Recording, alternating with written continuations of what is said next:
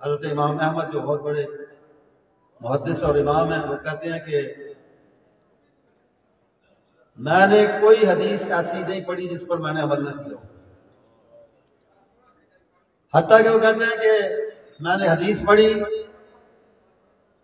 کہ احتجم رسول اللہ صلی اللہ علیہ وسلم وعاد الحجام دینارا، نبی کریم صلی اللہ علیہ وسلم، یہ حجامہ نہیں ہوتا جو خون تھوڑا سا نکالتے ہیں بیماری دور کرنے کے لیے جسم کے حصوں سے، تو نبی کریم صلی اللہ علیہ وسلم نے یہ حجامہ کرایا، اور حجامہ کرنے والے کو آپ نے اجرت کے طور پہ، انعام کے طور پہ 1 دینار بھی دیا۔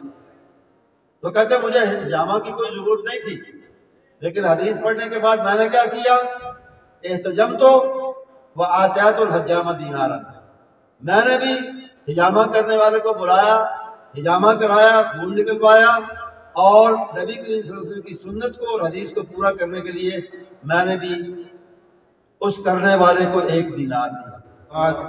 فاعوذ باللہ من الشیطان الرجیم۔ وَأَنزَلْنَا إِلَيْكَ الذِّكْرَ لِتُبَيِّنَ لِلنَّاسِ مَا نُزِّلَ إِلَيْهِمْ وَلَعَلَّهُمْ يَتَذَكَّرُونَ۔ اسٹیج پر تشریف فرما علماء کرام، معززین، اور میرے سامنے موجود حاضرین کرام، عزیزوں اور بزرگوں،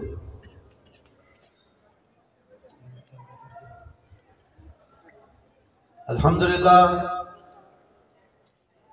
آج کی ہماری یہ اسٹیج، ہمارا یہ جلسہ اور کانفرنس اہل حدیث کا اسٹیج ہے، اہل حدیث کانفرنس ہے،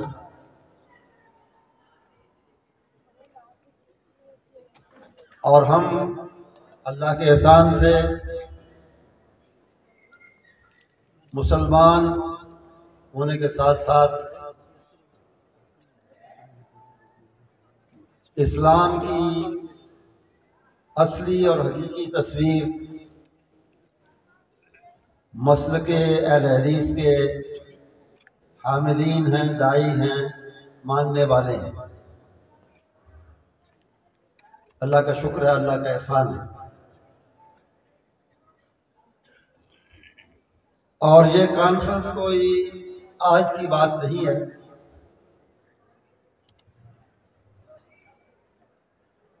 اس میں بیٹھ کر ہمیں اس کے بانی، اس کو شروع کرنے والے اور اس کے ساتھ جامعہ محمدیہ کی بنیاد رکھنے والے اور اس کو شروع کرنے والے، اور اسی طرح ایک پرشکو اور شاندار ریلی کی بنیاد رکھنے والے محترم جناب قاری عبدالوکیل صدیقی رحمۃ اللہ علیہ کے لیے دعا کرنی چاہیے کہ وہ ان کے تمام اچھے کاموں کو، دینی کاموں کو، اس کانفرنس کو، جامعہ کو، ریلی کو اور سب کاموں کو، ان کے باہر کے جلسوں اور تقریروں کو ان کے لیے ذخیرہ آخرت بنائے، نفع مند بنائے اور صدقہ جاریہ بنائے۔ میں یہ عرض کر رہا تھا کہ ہم اہل حدیث ہیں، ہمیں حدیث کی اہمیت، ہم اہل حدیث کیوں ہیں؟ اس لیے کہ اس کے لیے ہمیں حدیث کی اہمیت، ضرورت، فضیلت ہمیشہ جاننے اور یاد رکھنے کی ضرورت ہے۔ حدیث کسی بھی بات کو کہتے ہیں، بات کوئی بھی بات ہو وہ حدیث ہے۔ اذ اسر النبی، نبی کریم صلی اللہ علیہ وسلم اپنے دل میں رکھی حدیث، ایک بات،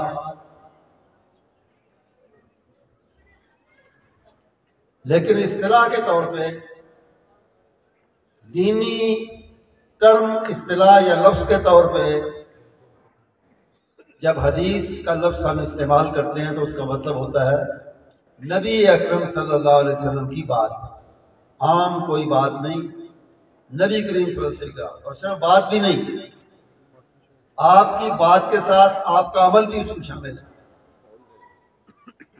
اور عمل کے ساتھ اگر کوئی کام یا کوئی بات آپ کے سامنے ہوئی اور آپ نے اس کی تردید نہیں فرمائی تو وہ بھی اس حدیث میں شامل ہے۔ اسی لیے علماء کرام نے 3 قسمیں بتائی ہیں حدیث کی۔ حدیث قولی ہوتی ہے، آپ کا ارشاد مبارک، آپ نے زبان سے جو فرمایا، آپ نے جو کر کے دکھایا، کیا، عمل کیا، وہ عملی ہے، عملی حدیث ہے۔ اور جس بات کی آپ نے تردید نہیں کی وہ تقریری حدیث ہے۔ ایک عام مولوی عالم وہ تو کسی غلط بات کو اپنے سامنے ہوتے ہوئے دیکھے خاموش رہ سکتا ہے کسی ڈر یا وصیت کی وجہ سے، لیکن نبی ایسا نہیں کر سکتا، نہ کرتا ہے، نہ کر سکتا ہے، نہ کرتا ہے۔ اس کے سامنے غلط بات ہوگی، وہ لازماً اس کی تردید کرے گا، اس کی نفی کرے گا، اسے روکے گا۔ تو اگر آپ نے کسی بات سے روکا نہیں کسی صحابی کو، خاموش رہے، تو آپ کی خاموشی سے بھی اس پر مہر لگ جاتی ہے، وہ حدیث بن جاتی ہے، تقریری حدیث۔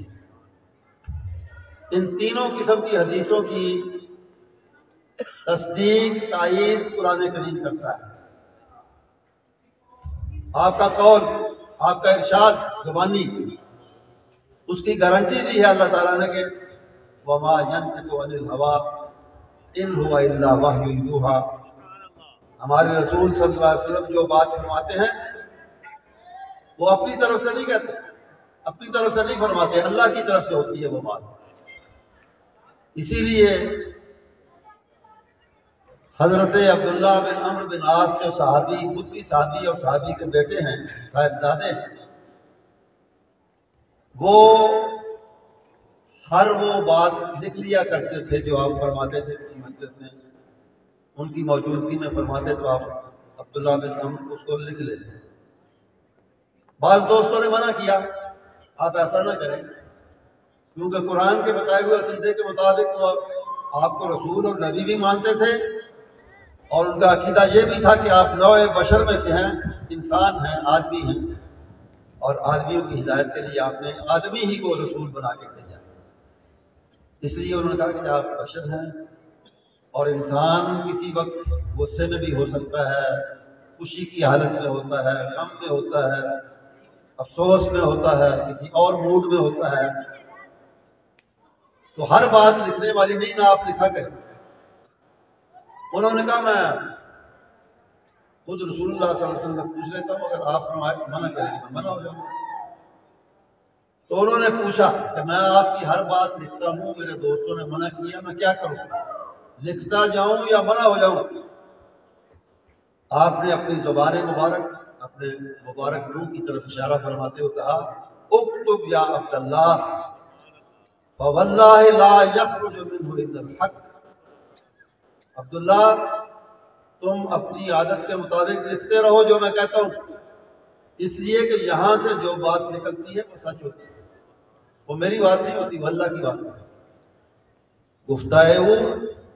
گفتائے اللہ بود گرچہ از حلقوم عبداللہ بود۔ بات کہنے والا اللہ کا بندہ ہے، لیکن بات جو وہ کر رہا ہے وہ اللہ کی بات کر رہا ہے، اپنی بات نہیں کر رہا۔ اور اسی بات کو آگے بڑھاتے ہوئے کہ یہ تو ہو گئی دلیل آپ کے قول کی حدیث ہونے والی بات، اور جہاں تک فعل کا تعلق ہے، قرآن نے کہا لَقَدْ كَانَ لَكُمْ فِي رَسُولِ اللَّهِ أُسْوَةٌ حَسَنَةٌ۔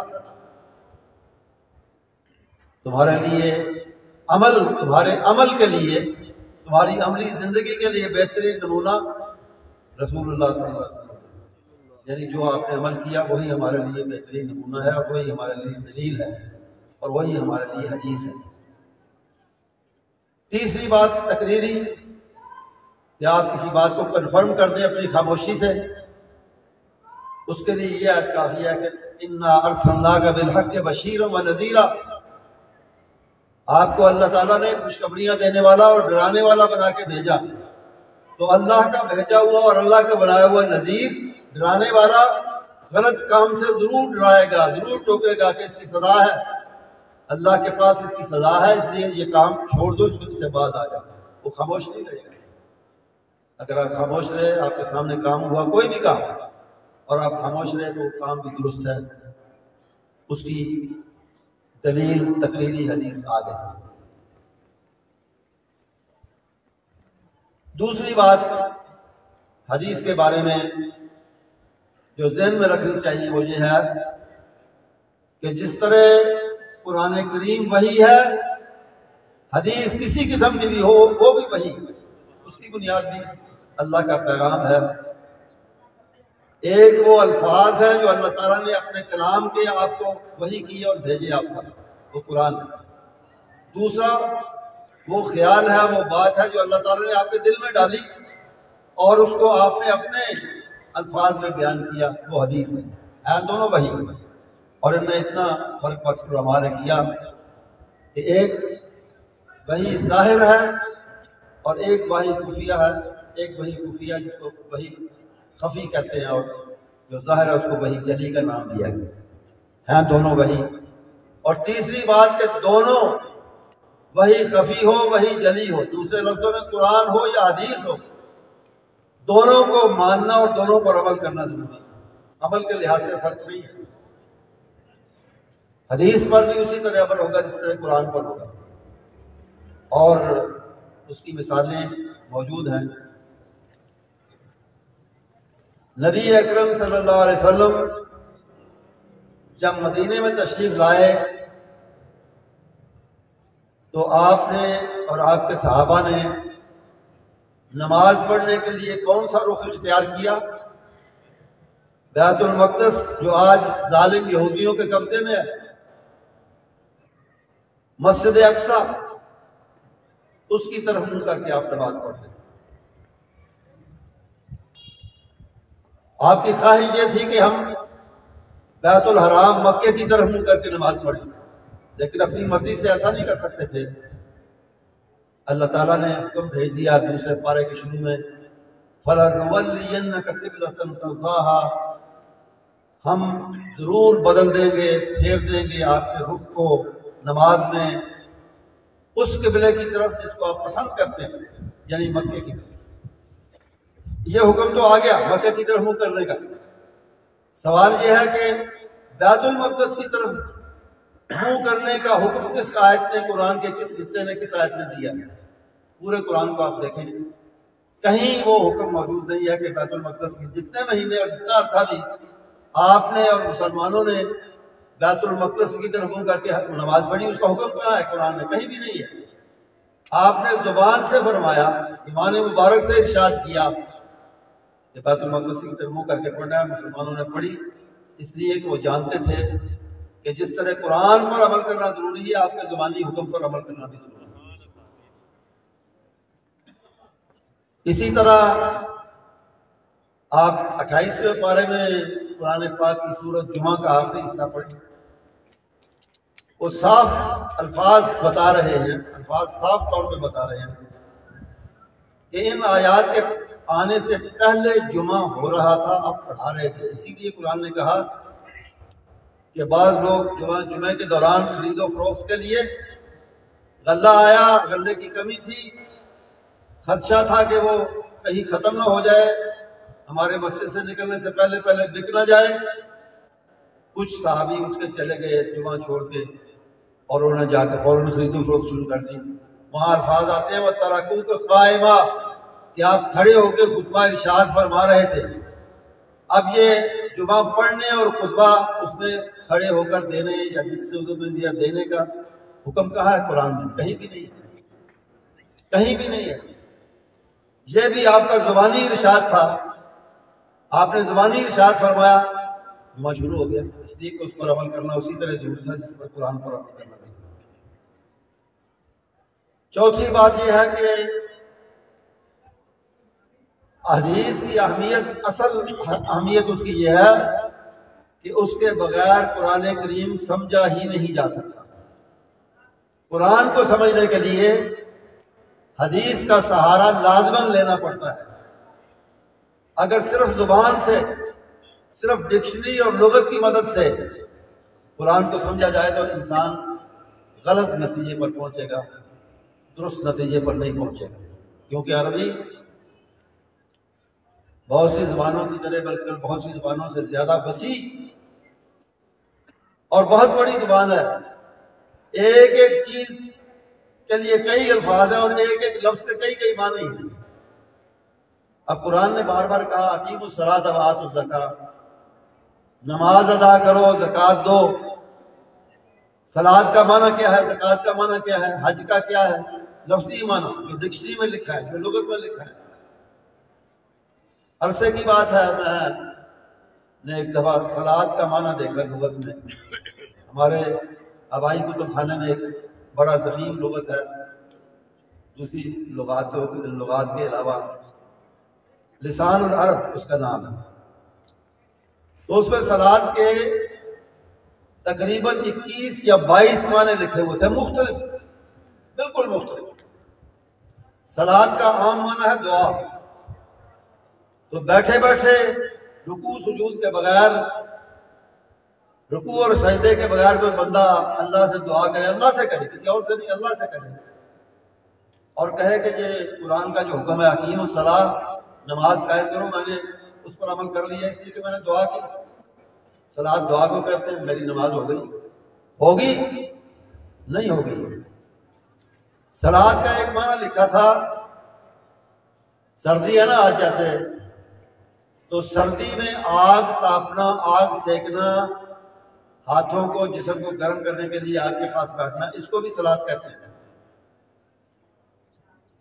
ایک آدمی، اور تیسرا معنی ایک لکھا تھا کباب بنانا، یہ بھی صلاۃ کا معنی لکھا ہے۔ تو ایک آدمی سردی میں آگ تاپتا ہے یا اس پر کباب بناتا ہے، اپنی سردی بھی دور کرتا ہے، کباب کے مزے بھی لیتا ہے، اور کہتا ہے جی میری صلاۃ ادا ہوگی، ہوگی نہیں ہوگی۔ مصلی صلاۃ سے ہے اور مصلی نمازی کو کہتے ہیں، لیکن مصلی کا ایک معنی ریس میں، گھوڑ دوڑ میں سیکنڈ آنے والا، دوسرے نمبر پہ آنے والا وہ گھوڑا ہے جو پہلے نمبر پر آنے والے کے بالکل قریب رہے۔ انگریزی میں اسے کہتے ہیں نیک ٹو نیک ریس، کہ دوسرے نمبر پہ آنے والے گھوڑے کا جو سر ہے وہ پہلے نمبر پر فرسٹ آنے والے گھوڑے کی گردن کے ساتھ لگا ہوگا، اتنا قریب ہو اس کے، مطلب تھوڑا سا فرق ہو پہلے اور دوسرے میں۔ تو دوسرا جو اتنا قریب ہو اور سیکنڈ نمبر پہ آئے اس کو بھی مصلی کہتے ہیں،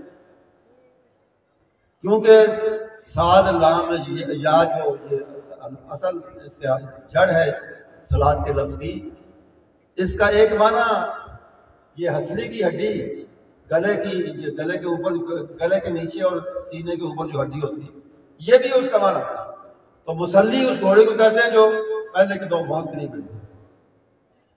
تو ایک شخص گھوڑ دوڑ ریس میں حصہ لیتا ہے، اس کا گھوڑا دوسرے نمبر پر آتا ہے، اس نے وہ کہتا ہے جی میرا گھوڑا بھی مصلی اور میں بھی مصلی، میری نماز تو ادا ہوگی، اس کی بھی نہیں ہوگی۔ کس کی ہوگی؟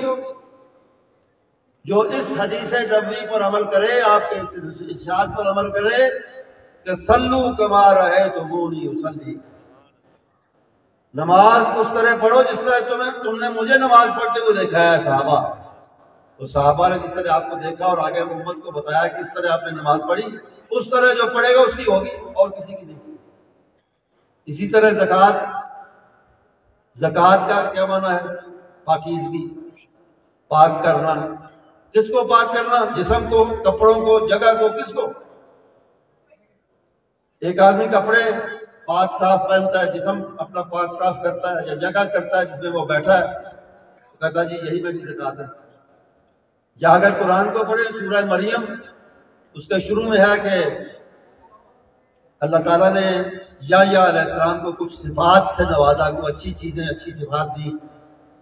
حنانم من لدنا وزکا، نرمی بھی ان کو دی اور زکوٰۃ دی. مگر اللہ تعالیٰ نے نعوذ باللہ کو زکوٰۃ ادا کی تھی. یہ زکوٰۃ جسے ہم زکوٰۃ کہتے ہیں، یہ یحییٰ کو ادا کی، یہ معنی ہے حنانم من لدنا وزکا. ہم نے اس کو زکوٰۃ دی یحییٰ کو. کیا مطلب؟ یہ اصل معنوں میں، بنیادی معنوں میں استعمال ہوا کہ پاکیزگی دی، پاک کردار دیا یحییٰ علیہ السلام باقی انبیاء کی. تو زکوٰۃ کا مطلب ہے پاکیزگی. لیکن نبی کریم صلی اللہ علیہ وسلم نے بتایا کہ اس زکوٰۃ سے جو اللہ تعالیٰ کہتا ہے کہ ادا کرو، اس سے مراد مال کی پاکیزگی ہے. مال میں سے نکالنا کچھ حصہ اللہ کا، مسکینوں کے لیے، ضرورت مندوں کے لیے، اس کو زکوٰۃ کہتے ہیں. کتنے مال میں سے کتنا نکالنا ہے، کس کو دینا ہے، کس کو دینا ہے، اس کو تو 8 مصارف قرآن نے نہیں بتایا. لیکن تفصیل کہ کتنا دینا ہے، کتنے مال میں سے، جانوروں میں سے کتنا، چاندی میں سے کتنا، سونے میں سے کتنا، نقد میں سے کتنا، یہ ساری باتیں حدیث بتاتی ہیں. تو حدیث قرآن کریم کی تفصیل ہے، تفسیر ہے، تشریح ہے، اور اس کے بغیر قرآن کو سمجھا نہیں جا سکتا. اسی لیے جو آیت شروع میں نے پڑھی تھی اس پہ اللہ نے ارشاد فرمایا وَأَنزَلْنَا إِلَيْكَ الذِّكْرَ لِتُبَيِّنَ لِلنَّاسِ مَا نُزِّلَ إِلَيْهِمْ. ہم نے جو یہ قرآن کریم آپ پر نازل کیا ہے حبیب صلی اللہ علیہ وسلم، اے نبی صلی اللہ علیہ وسلم، تو یہ صرف اس لیے نہیں ہے کہ اس کی آیتیں آپ پڑھ کے سنا دیں، یتلو علیہم آیاتہ، یہ بھی اس کا آپ کا ایک کام ہے. لیکن دوسرا کام ہے وَيُعَلِّمُهُ الْكِتَابَ وَالْحِکْمَةَ، کہ اس کو اس کی تعلیم دینا، اس کی تبیین کرنا، اس کا بیان کرنا، اس کو کھول کے بتانا کہ اس آیت کا، اس لفظ کا مطلب کیا ہے، اس حکم کو، اللہ کے اس حکم کو جو قرآن میں آیا پورا کس طرح کیا جا سکتا ہے، یہ کس نے بتانا ہے، یہ حدیث نے بتانا ہے، حدیث نے یہ بات بتانی ہے. اس لیے حدیث ہی سے قرآن سمجھ میں آتا ہے، اور کوئی طریقہ نہیں ہے قرآن کو درست طور پہ سمجھنے. اگلی بات، 5ویں بات، قرآن، حدیث صرف قرآن کو سمجھنے کے لیے نہیں بلکہ وہ مستقل ایک ذریعہ ہے، مستقل سورس ہے، مستقل ایک منبع ہے احکام شریعت کا. جیسے پہلے بھی میں کہہ چکا کہ ایک مستقل منبع، جیسے جمعہ کی مثال دی ہے، جیسے تحویل قبلہ کی، قبلہ بدلنے کی مثال دی ہے، کہ وہ مستقل سورس ہے حدیث احکام شریعت کو جاننے کا. 2 ہی سورس ہے. ہماری شریعت 2 چیزوں پر مبنی ہے، اس کی بنیادیں 2 ہیں، ایک قرآن ہے، ایک حدیث ہے. اسی لیے نبی کریم صلی اللہ علیہ وسلم کو مشہور فرمانا ہے جو اہل حدیث کی اسٹیج سے بار بار دہرایا جاتا ہے کہ ترکت فیکم امرین لن تضلوا ما تمسکتم بہما. 2 چیزیں ایسی ہیں کہ ان کو پکڑ لو تو تم گمراہی سے بچ جاؤ، اور وہ ہے قرآن اور حدیث. تو دونوں منبع ہیں، دونوں سورس ہیں، دونوں ذریعے ہیں شریعت کی. اسی لیے علماء اور ائمہ جنہوں نے حدیث کی اہمیت کو سمجھا، انہوں نے کہا، حضرت امام سفیان ثوری رحمۃ اللہ علیہ، وہ ہمارے ایک مشہور امام ہیں، انہوں نے کہا کہ لا عالم شیئا افضل من الحدیث، میں حدیث سے افضل اور کسی علم کو اور کسی بات کو نہیں جانتا کہ اس سے افضل بھی کوئی چیز ہے. اس لیے قرآن سب سے افضل ہے کیونکہ وہ اللہ کا کلام ہے، لیکن اس کو سمجھنے کے لیے بھی، جیسے میں نے کہا، اس کو سمجھنے کے لیے بھی حدیث کی ضرورت ہے. اس لیے حدیث سب سے افضل چیز ہے. اور جن لوگوں نے حدیث کو سمجھا، انہوں نے حدیث کی قدر کی، حدیث کی اہمیت کو سمجھا، انہوں نے قدر کی. حضرت جابر بن عبداللہ رضی اللہ تعالیٰ عنہ خود بہت سی حدیثوں کے 1500 کے قریب حدیثوں کے راوی ہیں، لیکن انہیں پتا چلا کہ ان ایک اور صحابی ہیں عبداللہ بن انیس، وہ نبی کریم صلی اللہ علیہ وسلم کے بعد شام میں جا کے بس گئے تھے. تو جابر کو پتا چلا کہ ایک حدیث جس کا مفہوم وہ جانتے تھے، اس کے اصل الفاظ عبداللہ بن انیس کے پاس ہے. اب مدینہ کہاں اور شام کہاں، نہ ہوائی جہاز تھے، نہ ریل گاڑی، نہ کاریں، نہ سفر کے کوئی اس طرح کے ذرائع جو ہمیں آج کل میسر ہیں۔ وہ کہتے ہیں کہ ابتعت بعیرن وسرت شہرن حتی قدمت الشام، میں نے خاص ایک حدیث کو جاننے کے لیے، ایک حدیث کے الفاظ جاننے کے لیے ایک اونٹ خریدا، اور اس اونٹ پر 1 مہینے تک سفر کر کے میں شام پہنچا اور اپنے دوست عبداللہ بن انیس سے ملا۔ انہوں نے خوشی سے میرا استقبال کیا، میری آمد کا مقصد پوچھا۔ میں نے کہا وہ حدیث کے الفاظ مجھے بنا کے بتاؤ جس میں وہ غالباً وہ اس کے اس سے مفہوم اس کا یہ ہے کہ جو مومن کو، کسی مومن کو خوش کرے، اللہ تعالیٰ قیامت کے دن اس کو خوش کرے گا۔ اس کے اصل الفاظ مجھے بتاؤ کہ نبی کریم صلی اللہ علیہ وسلم کی زبان مبارک سے اصل الفاظ کون سے نکلے تھے؟ تو انہوں نے بتائے، اور وہ تھوڑی دیر کے بعد انہوں نے کہا کہ میں اسی کام کے لیے آیا تھا، مجھے رخصت ہو، میں واپس جا رہا ہوں۔ یہ ان کا شوق تھا حدیث کو حاصل کرنے کا۔ اسی طرح نبی کریم صلی اللہ علیہ وسلم کے جو میزبان ہیں، قدیم میزبان مدینے میں، ابو ایوب انصاری رحمۃ اللہ علیہ، انہیں پتا چلا کہ ایک حدیث عقبہ بن عامر کے پاس ہے جو میرے پاس نہیں، یا اس کے الفاظ میرے پاس نہیں۔ اصل عقبہ بن عامر مصر چلے گئے ہوئے تھے، مصر میں جا کے بسے، تو ابو ایوب نے مدینے سے مصر کا سفر کیا ایک حدیث کو جاننے کے لیے، اور یہی طریقہ اور یہی سنت صحابہ کی، اس پر عمل کیا ہے ہمارے محدثین نے۔ اللہ تعالیٰ نے قرآن کی حفاظت اپنے ذمہ لی تھی، اِنَّا نَحْنُ نَزَّلْنَا الذِّکْرَ وَإِنَّا لَهُ لَحَافِظُونَ، اور قرآن کی حفاظت کر کے دکھائی ہے اللہ تعالیٰ نے۔ اس کے لیے اللہ تعالیٰ نے قرآن لکھنے والوں کے ساتھ، اس کی کتابت کرنے والوں کے ساتھ ساتھ حافظوں کو، حفاظ کو پیدا کیا۔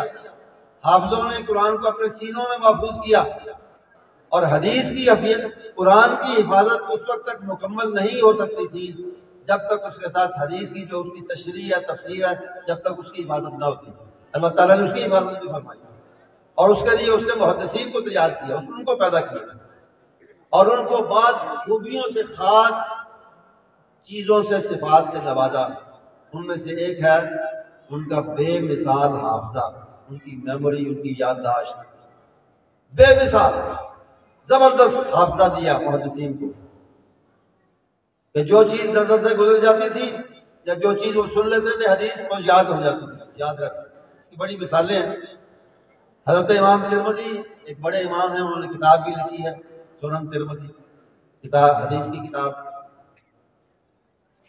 تو ایک سفر میں ان کی ملاقات ایک شیخ الحدیث سے ہوئی، ایک بوڑھے شیخ سے جن کے پاس حدیثیں تھیں، جن کی حدیثیں انہوں نے پہلے لکھی ہوئی تھی۔ تو ان سے مزید تصدیق کے لیے کہ آپ نے یہ حدیثیں روایت کی ہیں، انہوں نے کہا جی میں آپ کو حدیثیں سنانا چاہتا ہوں، آپ ان کی تصدیق کریں کہ ہاں میری یہ روایت ہے اور یہ صحیح حدیثیں ہیں۔ انہوں نے کہا ٹھیک ہے سناؤ۔ اب امام ترمذی کا خیال تھا کہ شاید وہ کاغذات یا جو اوراق جن پہ انہوں نے حدیثیں لکھی ہیں ان کے پاس ہیں، لیکن سفر میں وہ ان کے پاس نہیں تھی، تو انہوں نے ایسا ہی ایک سادہ کاغذ جس میں کچھ لکھا ہوا نہیں تھا وہ سامنے رکھ کے وہ حدیثیں سنانی شروع کی۔ تو اس شیخ کی نظر پڑ گئی، اس نے کہا مجھے دھوکہ دے رہے ہو، خالی کاغذ سامنے رکھا ہوا اور کہتے ہو کہ میں آپ حدیثیں سنا رہا ہوں۔ انہوں نے کہا شیخ کاغذ خالی ہے، لیکن یہ دیکھیں کہ حدیث میں صحیح پڑھ رہا ہوں یا نہیں، یادداشت سے پڑھ رہا ہوں، حافظے سے پڑھ رہا ہوں، صحیح ہے جنہوں نے پڑھ تو صحیح رہے ہو، مطلب بیان تو صحیح کر رہے ہو، الفاظ میں کوئی کمی بیشی نہیں ہے۔ تو اس طرح کا حافظہ تھا کہ ایک دفعہ پڑھی ہوئی چیز ان کو یاد رہتی تھی۔ ایک تو یہ خوبی اللہ تعالیٰ نے ان کو عطا فرمائی۔ دوسرے محنت، مشقت، لمبے اور مشکل سفر کر کے اور مشکل حالات کا سامنا کر کے انہوں نے حدیث اکٹھی کی اور جمع کی۔ ابو علی بلخی ایک محدث ہیں، وہ گھر سے نکلے، 100 کلچے یا روٹیاں انہوں نے لی اپنے ساتھ کہ سفر میں یہ کھاؤں گا اور حدیث علماء سے سیکھوں گا، پڑھوں گا شیوخ سے۔ ایک ایک کر کے ختم ہو گئی روٹیاں، اب وہ لوگ باغیرت تھے، بااصول تھے، مانگنے والے، دستے سوال دراز کرنے والے نہیں تھے۔ پہلے تو وہ سوکھی روٹیاں پانی میں بھگو کے کھاتے رہے، سالن میرا تو ٹھیک ہے، نہیں میرا تو اسی طرح پانی میں کے ساتھ کھا لی۔ جب ختم ہو گئی تو کہتے ہیں کہ بعض ایک وقت مجھ پر ایسا بھی آیا کہ کچھ ایک دو دن کے لیے صحیح، لیکن کچھ وقت کے لیے کچھ نہیں تھا، میں نے کسی سے مانگتا بھی نہیں تھا، تو میں کیا کرتا تھا کہ روٹیاں بنانے والے کسی تنور پر چلا جاتا تھا اور روٹیاں پکاتے ہوئے جو اس میں خوشبو اٹھتی ہے، سوندھی سوندھی خوشبو، وہ سونگھ کر یہ سمجھتا تھا کہ بس اسی سے میرا پیٹ بھر گیا۔ ایک اور محدث ابو حاتم، وہ حدیث لکھنے پڑھنے میں اتنے مصروف ہوتے تھے کہ بعض اوقات کھانے کے لیے لکھ رہے ہیں، پڑھ رہے ہیں حدیث، تو کیا ہوتا تھا کہ ان کا بھائی لقمے توڑ توڑ کے ان کے منہ میں ڈالتا تھا، وہ لکھتے جاتے تھے، پڑھتے جاتے تھے، حدیث میں مصروف رہتے تھے، اور بھائی ان کو کھلاتا تھا۔ اس طرح کے حالات سے گزر کے انہوں نے تو حافظ، ہمیں یہی صلہ ہے کہ ہم ان کے لیے دعا کریں اور اس حدیث کی قدر کریں جو انہوں نے اتنی محنت اور مشقت کے ساتھ جمع کی ہے۔ یہ لوگ تھے حدیث کی اہمیت کو سمجھنے والے، اس کی فضیلت کو سمجھنے والے۔ اللہ تعالیٰ نے اگر ہمیں اہل حدیث بنایا ہے اور ہمیں اہل حدیث مسلک سے تعلق ہے ہمارا، تو ہمیں صحیح معنوں میں اہل حدیث بننا چاہیے۔ اور صحیح معنوں میں اہل حدیث وہ ہے جو نام کا اہل حدیث نہ ہو بلکہ حدیث پر عمل کرنے والا۔ حدیث پر عمل کرنے والا وہ سچا اہل حدیث ہے۔ صرف یہ نہیں کہ اسے حدیثیں بہت یاد ہیں یا اس نے بہت سنی ہے یا وہ نام اس کا اہل حدیث بن گیا ہے اور وہ اہل حدیث فرقہ تو نہیں کہنا چاہیے، مسلک میں اس مسلک کے ساتھ اس کا تعلق ہے، یہ کافی نہیں۔ اہل حدیث وہ ہے جو حدیث پر چلتا ہے، جو حدیث پر عمل کرتا ہے، جتنی بھی حدیث جو بھی ہے۔ حضرت امام شافعی رحمۃ اللہ علیہ کا نام آپ نے سنا ہے، بڑے مشہور محدث ہیں، فقیہ ہیں۔ تو ان کے استاد تھے ایک وقی، ان کا نام تھا وقی۔ وہ فرمایا کرتے تھے، امام شافعی کہتے ہیں میرے استاد نے کہا، مجھے یہ سبق دیا ہے کہ اذا اردت ان تحفظ حدیثا فعمل به، اگر تو کسی حدیث کو یاد رکھنا، یاد کرنا چاہتا ہے تو اس پر عمل کر، تجھے یاد ہو جائے گی عمل کرنے سے۔ اس کی مثال یہ ہے کہ وضو کا یا نماز کا طریقہ اکثر علماء کو بھی اور عام لوگوں کو بھی آتا ہے، اس لیے کہ وہ روز پڑھی جاتی ہے 5 مرتبہ کم از کم۔ وراثت کا کے مسئلے کہ وارث کا کتنا حصہ ہے جائیداد میں سے، مرنے والے کی جائیداد میں، یا بعض نکاح طلاق کے بعض مسائل وہ سب لوگوں کو نہیں آتے، بعض مولویوں کو بھی کم آتے ہیں، اس لیے کہ ان کی ضرورت کم پڑتی ہے، ان کا استعمال کم ہوتا ہے۔ تو حدیث کو یاد کرنے کا طریقہ محدثین کے نزدیک یہ تھا کہ اس پر عمل کرتے تھے۔ اس کی ایک مثال یہ ہے، حضرت امام احمد جو بہت بڑے محدث اور امام ہیں، وہ کہتے ہیں کہ میں نے کوئی حدیث ایسی نہیں پڑھی جس پر میں نے عمل نہ کیا، حتیٰ کہ وہ کہتے ہیں کہ میں نے حدیث پڑھی کہ احتجم رسول اللہ صلی اللہ علیہ وسلم وعاد الحجام دینارا، نبی کریم صلی اللہ علیہ وسلم نے یہ حجامہ نہیں ہوتا جو خون تھوڑا سا نکالتے ہیں بیماری دور کرنے کے لیے جسم کے حصوں سے، تو نبی کریم صلی اللہ علیہ وسلم نے یہ حجامہ کرایا، اور حجامہ کرنے والے کو آپ نے اجرت کے طور پہ، انعام کے طور پہ 1 دینار بھی دیا۔ تو کہتے ہیں مجھے حجامہ کی کوئی ضرورت نہیں تھی، لیکن حدیث پڑھنے کے بعد میں نے کیا کیا، احتجمت وآتیت الحجام دینارا، میں نے بھی حجامہ کرنے والے کو بلایا، حجامہ کرایا، خون نکلوایا، اور نبی کریم صلی اللہ علیہ وسلم کی سنت کو اور حدیث کو پورا کرنے کے لیے میں نے بھی اس کرنے والے کو 1 دینار دیا، یعنی عمل کا جذبہ تھا۔ حضرت امام بخاری رحمۃ اللہ جن کا میں ذکر کر رہا تھا، وہ ایک بظاہر چھوٹی لیکن بہت بڑی بات انہوں نے فرمائی۔ وہ کہتے ہیں ما غبت منذ علمت ان الغیبۃ حرام، ہماری بہت کم مجلسیں ایسی ہوتی ہیں، حتیٰ کہ اہل دین کی علماء کی مجلسیں بھی کم ہوتی ہیں جن میں کسی کی غیبت یا چغلی نہ ہو، اکثر ہوتی رہتی ہے کسی نہ کسی کے خلاف بات، بے شک اس میں وہ کمی ہو لیکن اس کا بیان کرنا بغیر ضرورت ہے، یہ غیبت ہے، چغلی ہے۔ تو امام بخاری رحمۃ اللہ علیہ کہتے ہیں کہ جب سے میں نے یہ پڑھ لیا اور جان لیا کہ غیبت اور چغلی حرام ہے، اس کے بعد میں نے آج تک کسی کی غیبت نہیں کی، کسی کی چغلی نہیں کی۔ یہ عمل کا جذبہ تھا۔ اور پھر بخارا کے لوگوں نے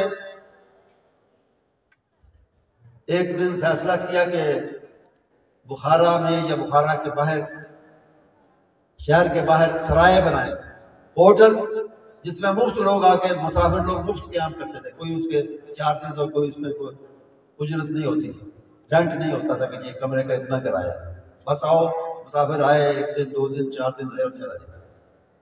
تو انہوں نے کہا ایک سرائے بناتے ہیں مفت قیام کے لیے۔ تو جب لوگ اینٹیں اٹھا کے بنانے لگے، اس کی دیواریں اٹھانے لگے، تو امام بخاری بھی ان میں شامل ہو گئے، اینٹیں اٹھا رہے ہیں مزدوروں کی طرح اور بنانے والوں میں شامل۔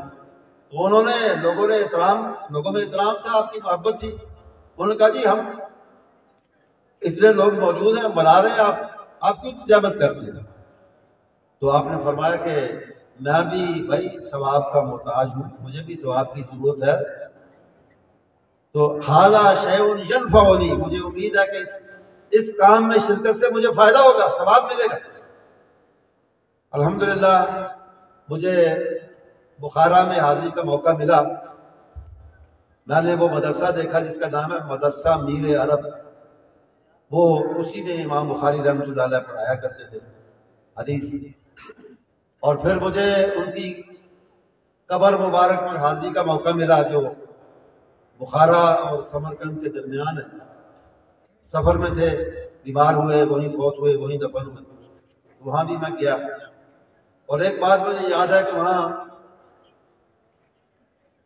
2-3 ساتھی تھے میرے، جب ہم وہاں پہنچے تو اس کے قبر کے بالکل ساتھ نہیں کہ، لیکن اس کے قریب ایک مسجد ہے چھوٹی سی، تو وہاں چھوٹی لڑکیاں، کوئی 6-7 یا 8 سال ان کی عمر ہوگی، 7-8 سال کی عمر کی لڑکیاں، وہ 5-6 لڑکیاں وہ مسجد کی صفائی کر رہی تھی، جھاڑو دے رہی تھی۔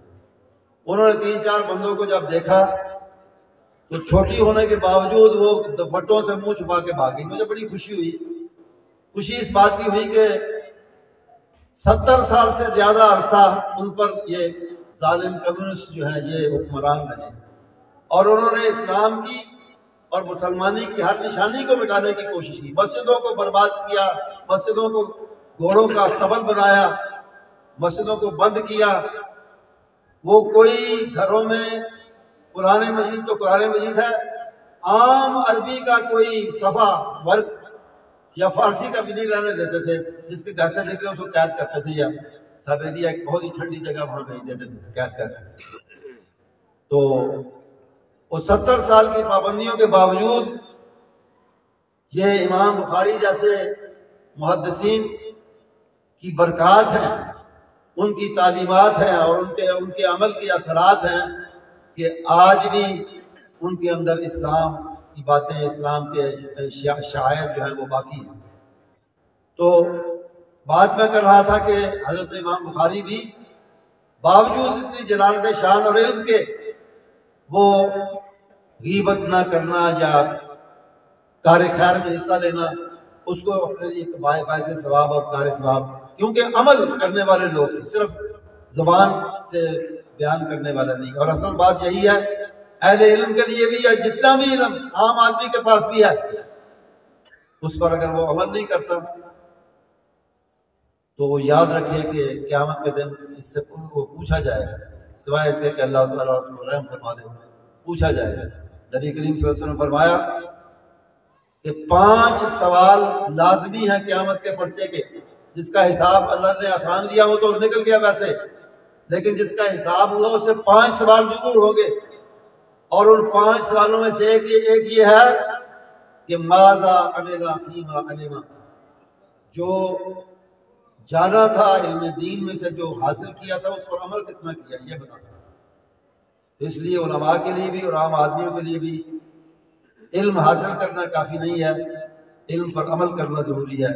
نبی کریم صلی اللہ علیہ وسلم کی باقاعدہ دعا ہوتی تھی، اور اکثر آپ دعا یہ مانگتے تھے کہ اللہم انی اسألک علما نافعا، یا اللہ میں تجھ سے علم کا سوال کرتا ہوں لیکن نفع دینے والا علم، اور فرماتے تھے کہ وَأَعُوذُ بِكَ مِنْ عِلْمٍ لَا يَنْفَعُ، میں تیری پناہ میں آتا ہوں یا اللہ اس علم سے جو فائدہ نہ دے، اور فائدہ نہ دینے والا علم وہی ہے جس پر عمل نہیں ہے۔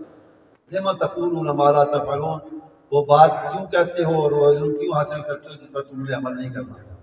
تو حدیث کی اہمیت کو سمجھیں اور سچے اہل حدیث بنیں، حدیث پر عمل کر کے اللہ تعالیٰ مجھے اور آپ کو عملاً اور حقیقی اہل حدیث بنائے۔ وآخر دعوانا الحمدللہ۔